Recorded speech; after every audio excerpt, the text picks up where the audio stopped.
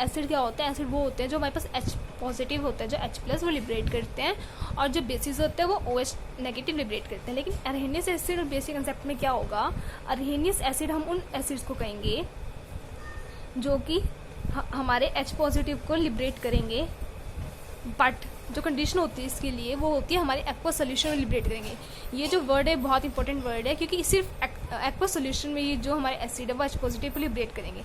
Example हम जिसके देख लेते हैं, जैसे HCl हो गया, ठीक है, और CH3COH हो गया, H2SO4 हो गया, ये हमारे इसके एग्जाम्पल हो गए।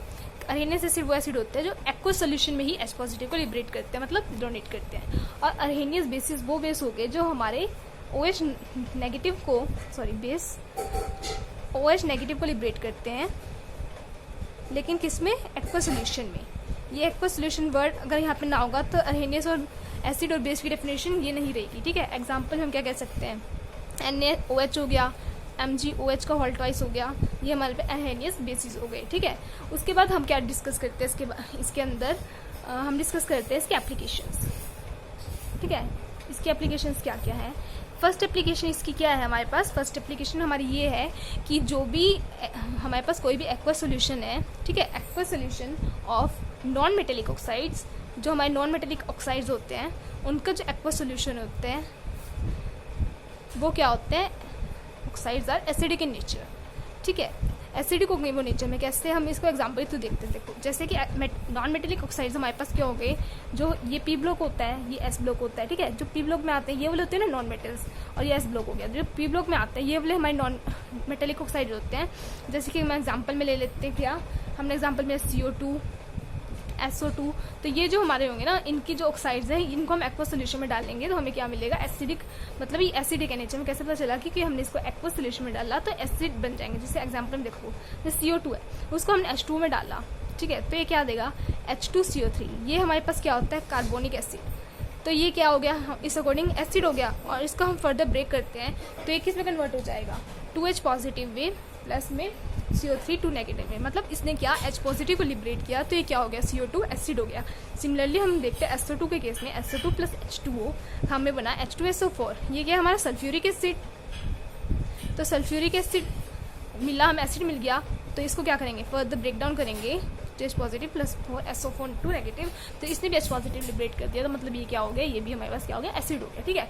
अब जो हमारे पास सेकंड पॉइंट आता है वो क्या, हमारे पास जो एक्वा सोल्यूशन होता है हमारे पास मेटेलिक ऑक्साइड्स का, मतलब जो S ब्लॉक वाले आएंगे, ये P ब्लॉक हो गया, S ब्लॉक हो गया। जो S ब्लॉक में जितने मेटेलिक ऑक्साइड्स हैं ये क्या होंगे, बेसिक होंगे नेचर में, बेसिक इन नेचर, ठीक है। एग्जाम्पल हम देख लेते हैं, क्या जैसे हमने देखा CaO, ठीक है, Na2O, NaO, CaO, NaO, ठीक है। इसको कैसे करेंगे, CaO है, इसके अंदर हमने वाटर डाला तो क्या बनेगा हमारे पास, CaOH का होल ट्वाइस।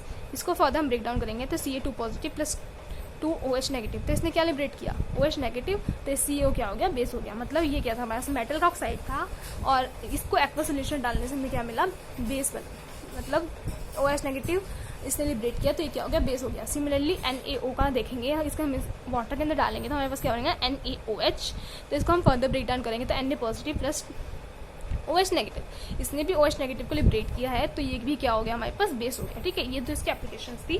अब इसके बाद आता है न्यूट्रलाइजेशन रिएक्शन है, जो इसमें न्यूट्रलाइजेशन रिएक्शन क्या होती है, ठीक है। तो न्यूट्रलाइजेशन रिएक्शन बेसिकली वो रिएक्शन होती है कि एसिड और बेस कंबाइन करते हैं, हमें क्या मिलता है, फर्दर सॉल्ट मिलता है और वाटर मिलता है। मतलब एसिड और बेस क्या आपस में न्यूट्रलाइज हो गए, मतलब ना तो वो सोल्यूशन एसिडिक रहा और ना ही वो सोल्यूशन बेसिक रहा, वो सोल्यूशन क्या हो गया, सॉल्ट में कन्वर्ट हो गया, फर्दर H2O को लिबरेट कर देगा।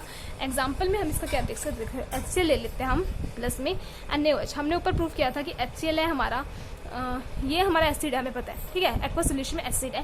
और NaH है जो एक्वा सोल्यूशन हमने यहाँ पे प्रूफ किया, मतलब देखा था यहाँ पे, ये बेस हो गया।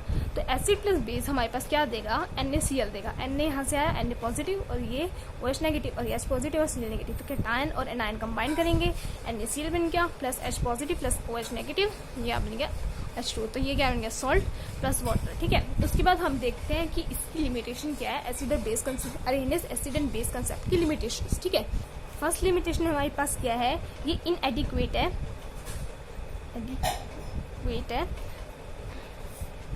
इनएडिक्वेट फॉर किसके लिए इनएडिक्वेट है हमारे पास? गैसियस फेजेस के लिए।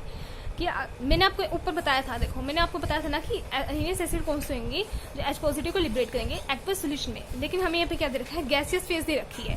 तो गैसियस फेज में तो हमारे H पॉजिटिव लिबरेट नहीं करेंगे। एग्जाम्पल है हमारे पास HCl गैस का, ठीक है। अब हमारे पास HCl गैस है तो हम इसको क्या बोलेंगे? आप इसको एसिड बोल दोगे? नहीं, एसिड नहीं होगा, क्योंकि ये क्या है? गैस है। और मैंने जो आपको बताया था वो किसमें बताया था? स्पेशली सॉल्यूशन फेज होगा हमारे पास, सॉल्वेंट होगा, तभी जो HCl है वो एसिड की तरह बिहेव करेगी। और इसका एक एग्जांपल ले लेते हैं हम NH3 गैस, ठीक है। तो ये भी क्या हो गया? हमारे पास एसिड हो गया। हम इसको एसिड नहीं बोलेंगे कि ये हमारा जो अरहेनियस एसिड और बेस कंसेप्ट है ये सिर्फ एक्वस सोल्यूशन में ही एप्लीकेबल होगा, ठीक है। सॉरी, तो इसको भी हम एसिड नहीं बोल सकते। सेकंड क्या है हमारे पास लिमिटेशन इसकी, कि ये जो है नॉन एक्वस सॉल्वेंट में भी ये वैलिड नहीं होगा। जैसे कि हमने एग्जांपल देखते हैं, HCl इन एसिटिक एसिड लिया।